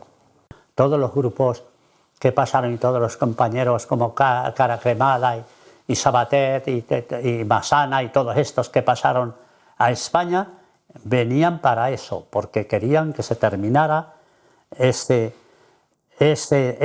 tema que nos había presentado Franco, con eso españoles la guerra ha terminado. No, la guerra no había terminado. Porque España estaba incomunicada, salvo Portugal.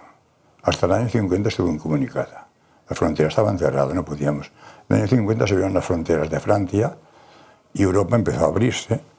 En España entonces empezó, creo que entró la ONU o una cosa de estas. Y en fin, y aquí los empresarios ya se vieron con más fuerza. A partir del 55 es cuando ya se reconoce al franquismo y Franco entra en la ONU. Han habido muchas etapas antes, pero bueno, todas desagradables, pero a partir del momento que Franco entra en la ONU, ya se sabe que el regreso... ¿Y cómo dejan a Franco estas naciones matar 150 o 250.000 hombres, así, en tiempo de paz? Es que fue horrorosa la victoria del franquismo en el país, fue horrorosa, fue peor que la guerra. Las venganzas, los castigos, las búsquedas de la gente que quedaba aquí y la reconstrucción nacional que tomaron parte los republicanos, los presos, fue algo horrible. A las mujeres hubo mucho que agradecer, porque fue una lucha más dura aún para ellas, y yo creo que para nosotros que estábamos en la cárcel. Lo primero, que para llevarnos los cubos que nos llevaban con la comida que podían hacer, que muchas veces se la quitarían ellos de su comer, había que tener ánimo, porque había muchas veces que se animaban y a culatazos la Guardia Civil y a patadas, y como podían saber, las echaban de allí como si fuesen personas inhumanas. Bueno, si nosotros estábamos mal, afuera casi era aún peor. Para nosotros la guerra no había terminado y por eso pasábamos la frontera, porque queríamos que la guerra de España terminara limpia, no una guerra sucia que la empieza Franco y la quiere terminar Franco. Así, eso era nuestro problema, no era otro, ¿eh? Queríamos que España se liberara.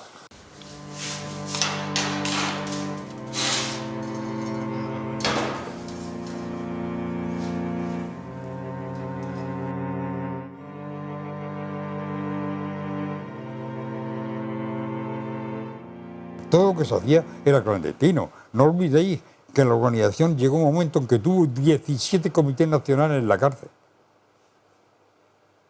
En la cárcel había una cantidad de compañeros enorme. Muchos compañeros fueron ejecutados simplemente por haber sido miembros de un comité de la CNT. Entonces quiero decir que era una actividad de mantener la idea de los del exterior y del interior, era mantener la organización en el interior más o menos coordinada.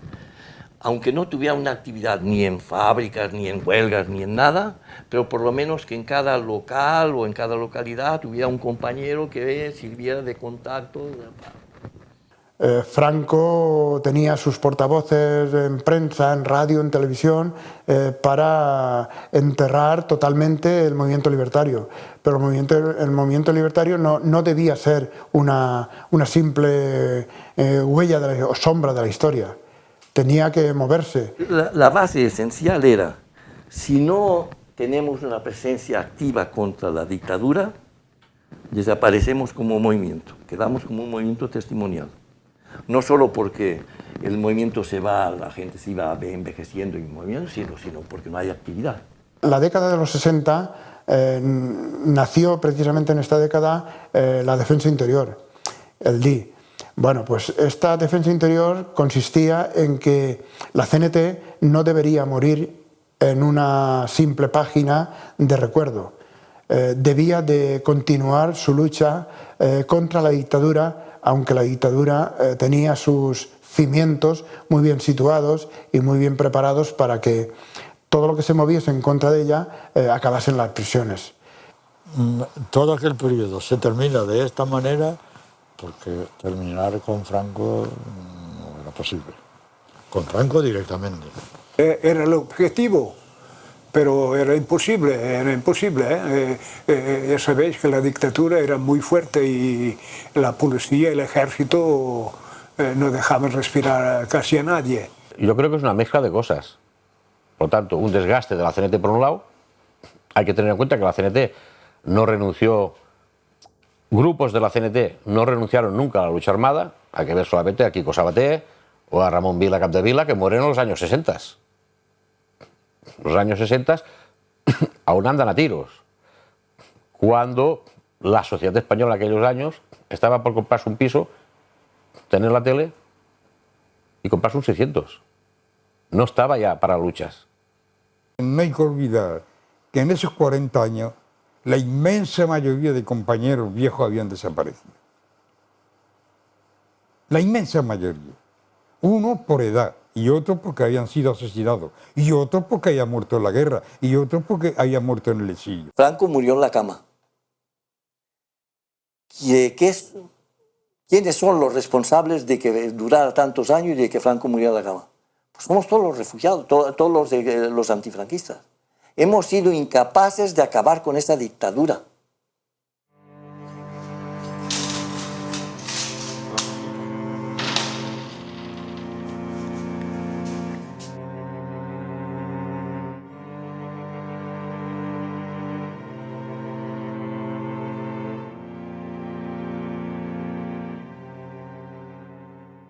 España vivía momentos muy difíciles, seguramente, seguro, porque pasar de una dictadura a una democracia es una democracia servida en bandeja. Hay que ser claros. Y el rey, educado por Franco, siempre detrás de Franco y a las órdenes de Franco, y luego ha sido inteligente, ha sabido nadar. La transición nuestra en España fue como un cordón umbilical. Porque vemos al rey con Franco, y Franco es el que sube al rey. Y no hay ninguna fuerza que sea capaz de oponerse a ese arreglo. Los socialistas, los comunistas, es lo que buscaban, porque como les dejan participar en el nuevo espectáculo electoral, están de acuerdo, renuncian a todo. Entonces se dan un protagonismo en los partidos políticos como padres de la democracia y como a los que tenemos que agradecer el final del franquismo. Es totalmente falso. Franco se murió en la cama, tranquilamente, y antes de eso ya se había preparado la continuidad, el régimen.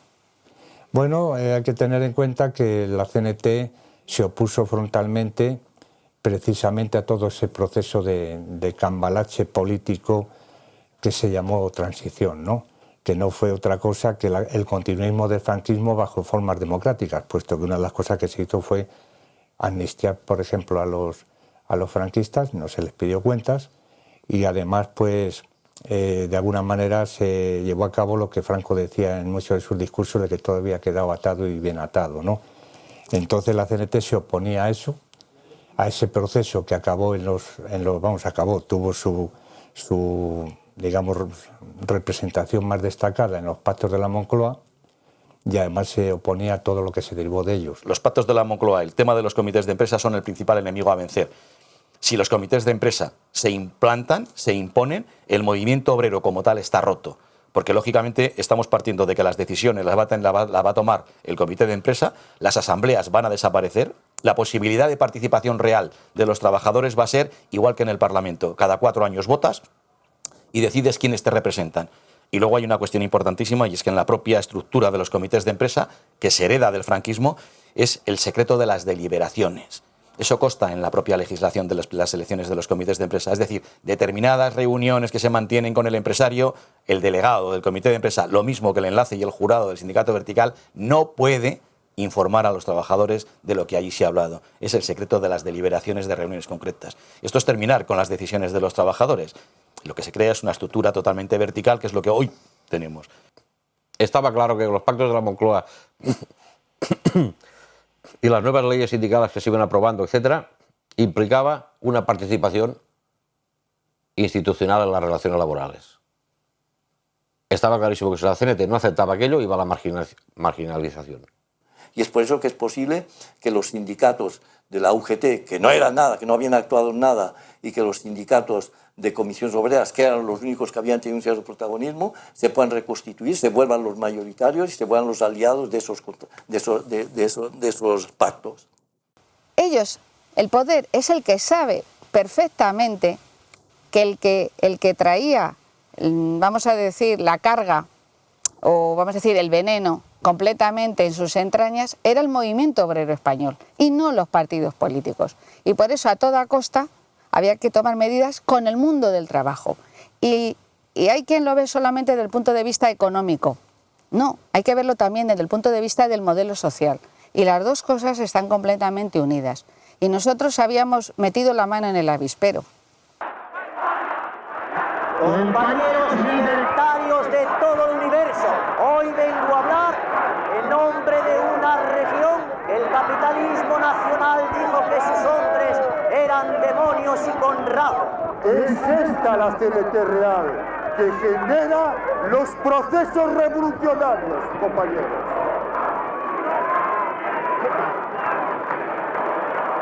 Y luego pues el rápido crecimiento de la CNT y algunos actos públicos como el mitin de Montjuïc con una asistencia de unas 300.000 personas. Antes de eso el mitin de San Sebastián de los Reyes en Madrid, que asistieron 30 o 40.000 personas. La afiliación que había enorme a todos los sindicatos, sobre todo en Cataluña, pues nos hacía concebir unas esperanzas de verdadero cambio social.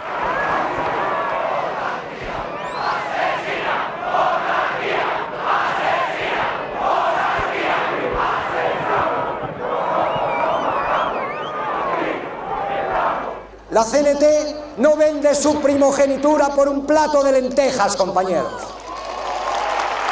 Rechaza toda clase de dirigismo, se declara a sí misma mayor de edad y crea constantemente nuevas formas de acción, aplica su fantasía y se va emancipando de la opresión capitalista. Por este camino, compañeros, la clase obrera crece con su propia obra.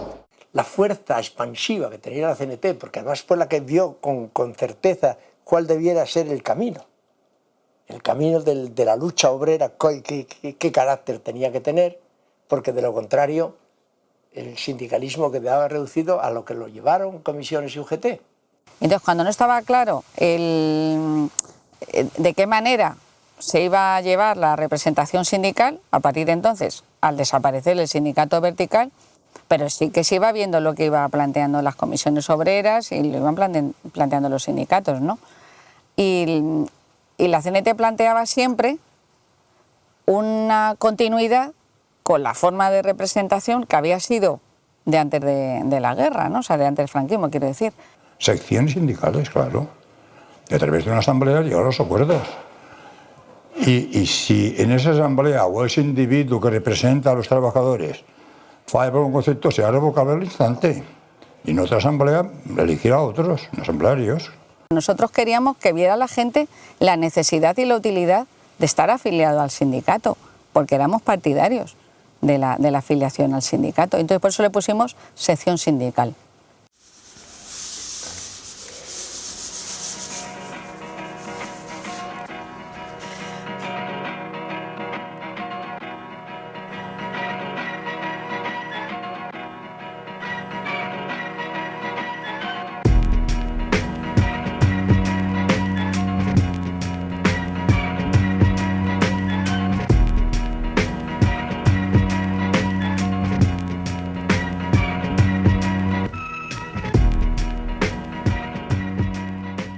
La CNT era en aquellos momentos la única organización que se estaba oponiendo a un proceso que estaba ya decidido de antemano y no solo por decisión de organizaciones españolas, sino también con la colaboración evidentemente del capitalismo internacional, ¿no? Entonces había que acabar con esa situación. En contra de los pactos hubo ya una manifestación de casi 200.000 hombres en Barcelona en contra de esos pactos. Pero aún firmados los pactos, y pasados unos meses de esos pactos, cuando ya la pretensión de elecciones sindicales y eso estaba en marcha, la CNT hace una manifestación ella sola, por el paralelo, con unos 15.000 o 20.000 asistentes. Y fue justamente cuando esa manifestación está a punto de terminar o termina, cuando sucede el caso Scala. Un atentado en la sala Scala, de una sala de fiestas de Barcelona, ¿no? Y en ese atentado fallecen trabajadores que además están afiliados a la UGT y a la CNT.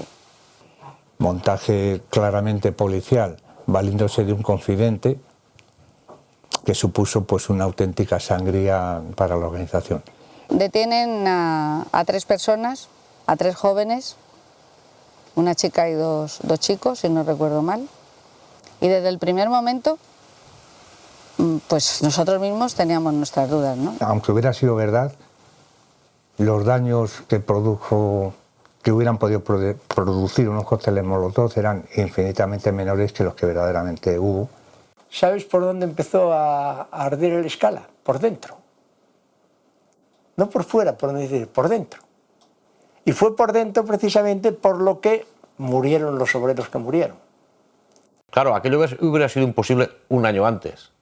¿Por qué? Porque aún no estaba claro que comisiones y UGT se integraran dentro del sistema, y atentar de una manera tan dura contra un sindicato, el que fuera la CNT, hubiera creado una reacción sindical general. ¿Por qué lo hubiera generado? Porque, hombre, comisiones obreras y UGT hubiera pensado, hostia, si con esos hacen esto, ¿qué harán con nosotros?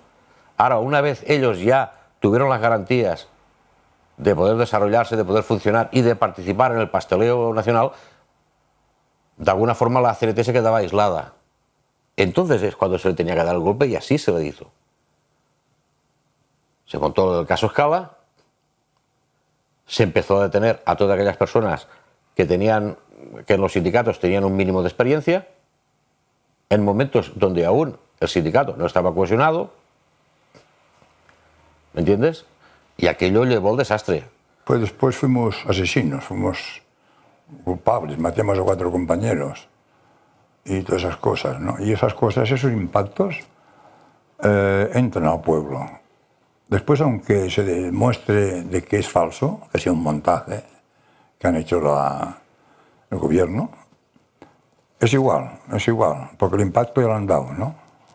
Con la misma rapidez que habían llegado primero los trabajadores.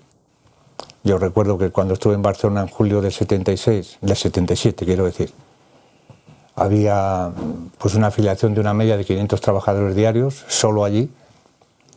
Pues con la misma rapidez o más la gente abandonó los sindicatos. Hubo sindicatos que de ser 4 o 5.000 pasaron en días a ser 20.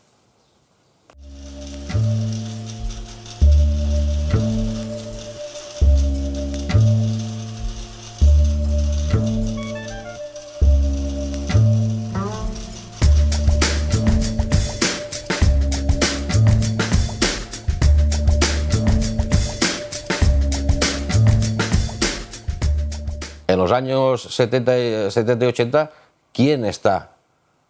¿Qué gente había dispuesta, habiendo la posibilidad de salir unas elecciones sindicales, ser delegado sindical, por lo tanto, tener unas garantías y una situación mejor dentro de una empresa, favoreciendo a tu sindicato que cobraba dinero, por lo tanto ya creaba unas élites aburguesadas totalmente, y que se ganaban la vida dentro del sindicato gracias a los delegados y a los votos de las elecciones, etcétera? ¿Quién estaba dispuesto a luchar a pecho descubierto en secciones sindicales sin tener ese tipo de garantías, dando lo que es realmente un servicio a los compañeros, ¿no? Un servicio de formación, un ejemplo de lucha, preocupándote por ellos? Esto era muy difícil. La gente, la CNT no había cambiado, pero la gente sí. Los que éramos ya cenetistas de antes, pues lo veíamos muy difícil. Lo veíamos muy difícil porque nos ponían palos en las ruedas. Incluso yo en la empresa mismo, pues los demás sindicatos no me aceptaban. En las reuniones, con la empresa y todo eso, no me aceptaban. Fueron años de mucha frustración, ¿eh? De ver muchas posibilidades, de verlas reales, de crecimiento. Y de pronto que eso se vaya al garete y ya para más remate viene el paso siguiente, un congreso. Esto ya el caso Escala de lo que nos trajo, bajo mi punto de vista, ¿eh? Más después inmediatamente viene un quinto congreso que es destructivo. La doctrina CNT del quinto congreso es frente a los comités de empresa, secciones sindicales. Pero secciones sindicales libres, secciones sindicales que no tengan que rendir cuentas ante nadie, porque el Estado ni la patronal no son quienes para imponerle a la clase obrera la forma de organizarse. Punto de fricción hubo dos, yo creo, dos. Fundamental el de las elecciones sindicales. Elecciones sindicales sí, elecciones sindicales no. Y prevalece la oposición a las elecciones sindicales. Claro, y ahí hay sindicatos y hay compañeros y compañeras que dicen, bueno, no han salido elecciones sindicales, pues sigo la CNT, te lo plantearé de nuevo o lo argumentaré mejor y siguen. Entonces había sindicatos y bueno, se hablaba de esto, los célebres sindicatos de oposición que había habido históricamente, pues siguen igual y ya está. Entonces hubo compañeros que, aunque pesaban de manera diferente y que había que participar en elecciones sindicales, se quedaron en la CNT y otros que marcharon. Marcharon sindicatos enteros y marcharon personas. Pero en vez de haber encontrado un punto de encuentro, resulta que hacemos dejación de ciertas cosas y unos siguen por un lado, otros por otro, cada uno cerrándose en banda. Eso es la realidad, que es lamentable. Es lo mismo que digo antes, no es un ajuste de cuentas, es sencillamente que no fuimos capaces de llevar adelante ni el acuerdo, ni respetarle, ni encontrar un cauce o una vía para que todos esos problemas internos se discutiesen, quizás porque no había interés. Pero yo cuando intervengo, pero casi más desde las bambalinas, con todo lo que yo controlaba, me tocaba, tengo que hablar así en primera persona, y pactamos así, nadie lo respetó. Se llegó a un posible acuerdo para tratar de tirar adelante y nadie lo respetó y cada uno fuimos abocados ya al enfrentamiento total y absoluto. Surgió la escisión y punto. El tema de la escisión en el quinto congreso, después de eso ha habido un bache ahí de por lo menos 10 o 15, de unos 15 años, calculo yo, que ha sido, vamos, quedamos muy pocos, o sea, quedamos, la CNT quedó reducida, yo creo que la mínima expresión en aquellos años. Durante 10, 15 años, la CNT ha sobrevivido. No ha estado, hemos tenido muchos elementos en contra, porque parece mentira, pero es verdad que a la CNT todo estaba en contra, o estábamos nosotros en contra de todo, o todos en contra nuestro, una acción sindical diferente, no teníamos locales, nos echaban de las mesas de negociación, pues estábamos verdaderamente muy solos. La pérdida de un sindicalismo, se llame como se llame, de la ideología que se llame, que sea auténticamente luchador, esa pérdida, y aquí España, eso se correspondería con la CNT, pero podría no ser la CNT. Aquí se corresponde con un atraso cultural obrero importante y una continua disminución de derechos laborales y sobre todo, la desaparición de una alternativa al sistema capitalista que se vea clara y factible.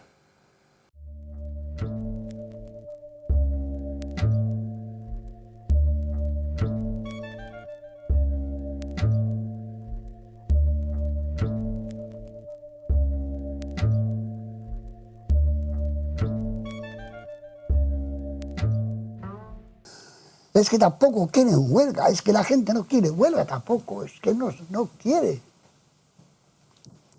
Pero es que tú convocas a una huelga general y arrastras eso, los afiliados a comisiones, a UGT, a ELA y a tal. Pero es que es normal. Cuando vas a un mitin, por ejemplo, de fulano y mengano, van los suyos, cada uno a los suyos. Y así eso está. Tiene una explicación. El resto, nada, no quiere vivir la vida, nada, que se la den de regalo. Participar, por ejemplo, en arrasar algo, nada, de hablar, hombre. Claro. Y esa mentalidad hay que cambiar, ¿cómo? Yo no tengo la varita mágica. Pero es que es muy sencillo, la gente no te quiere huelga porque se ha metido en un coche que es la hostia. Si aquel tiene 1 o 2 millones, me lo compro de 4. Un piso que cuesta pagarlo toda la vida, 50 años pagándolo. Entonces están con tantos créditos que un día de huelga ya no le hacen, los números no le llegan para pagar esos créditos. Si es que es eso, ¿qué han hecho? De tal manera te han amarrado que no puedes respirar. Y cuando te metes en un piso, ¿no? Como falles 2 días, ya no le llegan para pagar. 2 sueldos. Si echan a uno, de hecho ahí tienes mucha gente teniendo que dejar los pisos después de haber pagado un tiempo porque ya no le llega. Entonces, ¿cómo le vas a convocar a esa gente a la huelga? Por ganas igual sí, pero económicamente no tiene, porque no le da.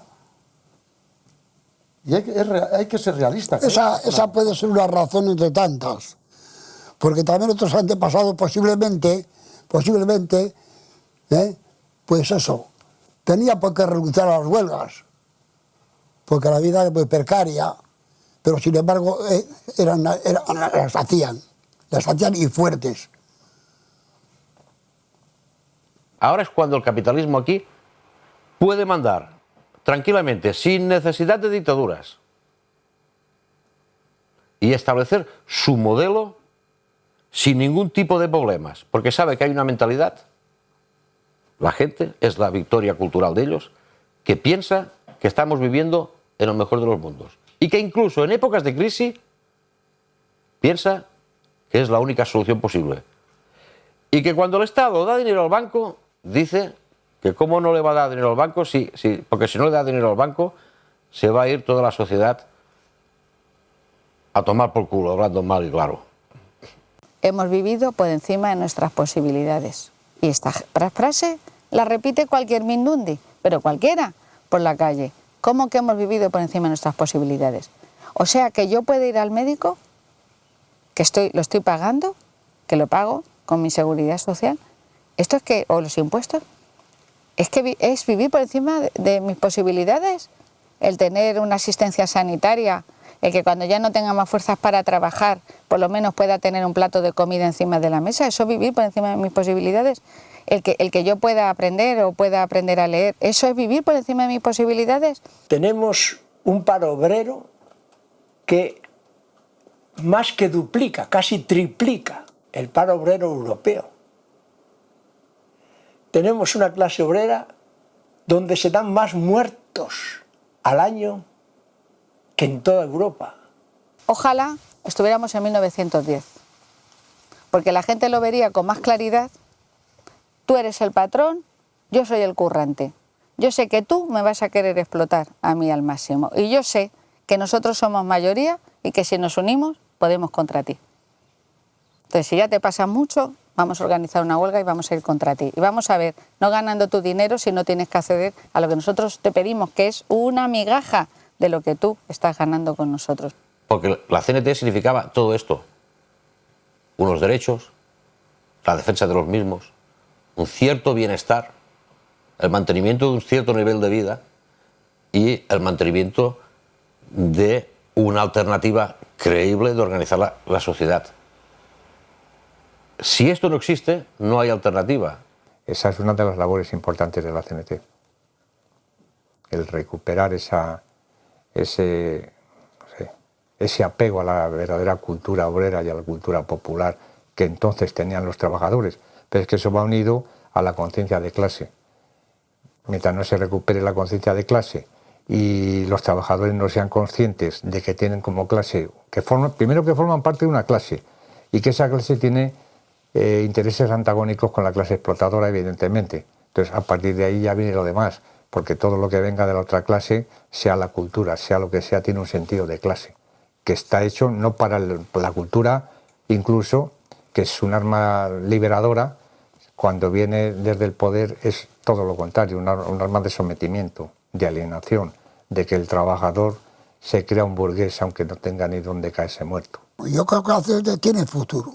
Tiene futuro. Lo que pasa es que eso hay que buscar la forma de llegar a los trabajadores. Hay que buscar la forma de llegar a los trabajadores. Los trabajadores, como he dicho antes, están totalmente, pues no sé, despreocupados del problema, de las ideas, del sindicalismo, de la política. Tú si eres una encuesta, por ejemplo, a una docena de trabajadores te dirían, los sindicatos, todos iguales. Los políticos, unos demagogos, ofendidos, unos qué sé yo, ¿no? Todo lo peor del mundo. Entonces, el problema está ahí, que hay que buscar la forma de llegar a los trabajadores. El tipo de sindicalismo que hace la CNT se maneja muy bien en la actual estructura económica, porque claro, están despidiendo a la gente no están legales, no tienen condiciones laborales legales. En las empresas donde está trabajando la gente no tienen comité de empresa. Es decir, que el otro tipo de sindicalismo de representación tipo parlamentario no puede funcionar, ¿no? Entonces, es cuestión de tiempo. Cabe ahí la posibilidad de que podamos meternos. El desprestigio del sindicalismo oficial es terrible, enorme. ¿Se puede vender la idea de un sindicalismo novedoso donde la gente participe en todas las decisiones que le afecten? Yo creo que sí, porque es además lo que la gente ahora sí pide. En esas microempresas, pues en esa fragmentación totalmente del tejido productivo y de servicios que se está dando en nuestro país en concreto, en esa fragmentación la forma de funcionar de la CNT, el tipo de sindicalismo que practica la CNT es como el anillo y el dedo. Es que son tal para cual. Es decir, la forma de presión en una empresa que es pequeña, donde está todo el mundo desregulado, la CNT lo lleva haciendo más de 100 años. Y esto ha permitido que en algunos conflictos, en algunas localidades, la CNT por fin haya conseguido triunfos a partir de la acción directa. Y esto ha sido un ejemplo y un modelo. Esto para mí también es algo muy positivo. ¿Por qué? Porque está convenciendo a gente de que sí, coño, de que es posible. ¿Me entiendes? Ha habido gente aquí que lo ha dicho ya antes de que lo dijera el Obama. Sí, hombre, sí, se puede, coño. Es cuestión de ponerse. Y ahora la CNT se ha puesto. Quizás para los problemas y los retos planteados ahora, la solución está en lo que dice una organización desde hace 100 años.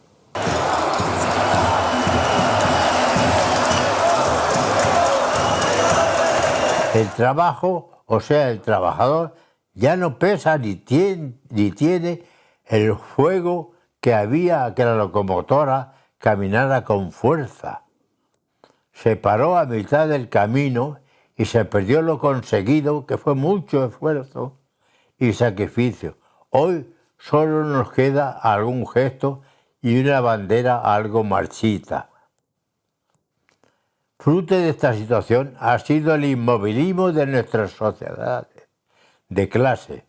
Nos ha faltado la memoria de los que se fueron, pero cuando uno se queda sin padre y no sabe lo que hacer por ser niño, y lo peor es que no tenemos ni metas ni ideales, solo ese tan incierto futuro. Pienso que algo se está cociendo entre las llamadas hambrunas de África y en los movimientos jóvenes de Europa y el mundo.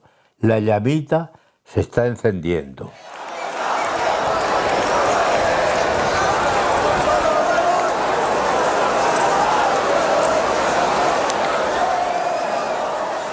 La libertad no viene por mediación de los votos, viene por medio de la lucha obrera y que estemos cada vez más juntos y más.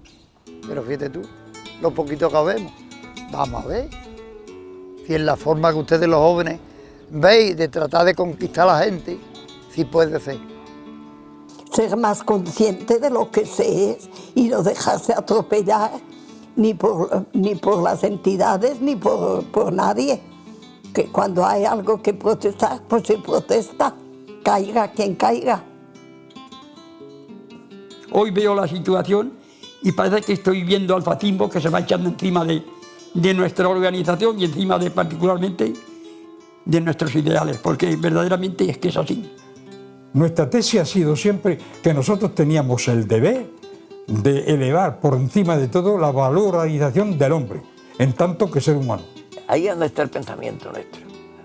Nosotros no somos totalitarios por naturaleza, no somos verticalistas por naturaleza, consideramos lo más importante la comarca, el núcleo, el sindicato, que es el que tiene que opinar, es el que tiene, porque podríamos decir que es el último de la sociedad, que es el que tiene más necesidad que se le reconozca sus derechos, como persona.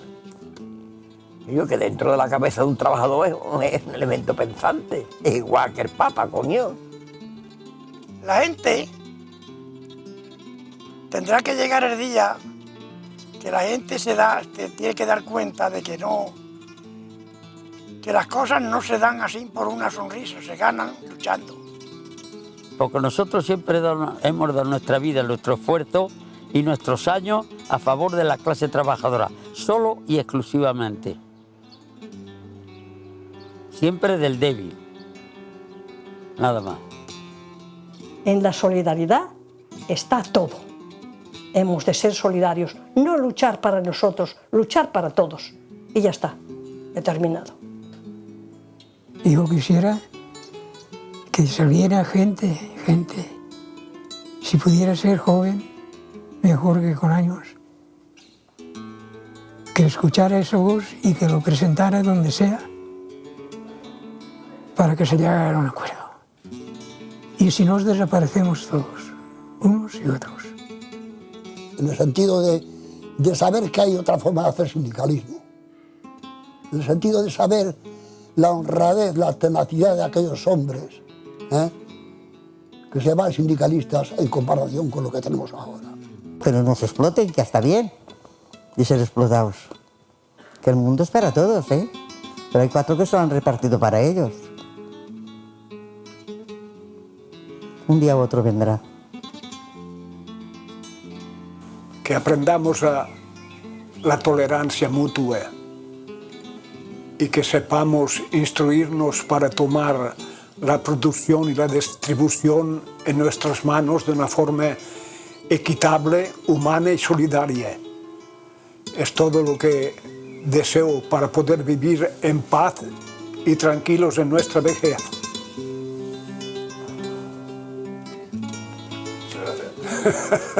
No hay de qué.